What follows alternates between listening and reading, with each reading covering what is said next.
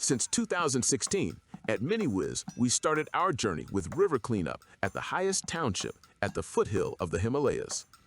The goal was to decentralize circular upcycling technologies to empower local communities to turn trash into treasure.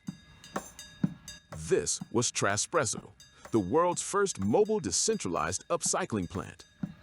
But to scale the revolution, the system had to evolve. Meet the miniTrashpresso. Simpler, smaller, for easier transportation and higher energy efficiency. With a new AI recognition system for smart urban mining, tracking every single piece of your trash. Furthermore, miniTrashpresso can be upgraded with a robot arm that would do the dirty job. Upcycling made accessible, decentralized, portable. We supercharged the circular economy.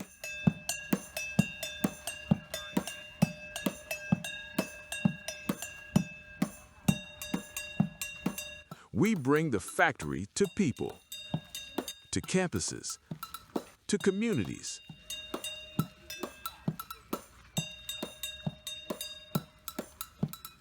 Taiwan, Italy, UK, Sweden, Singapore, Saudi Arabia, Thailand, USA, UAE.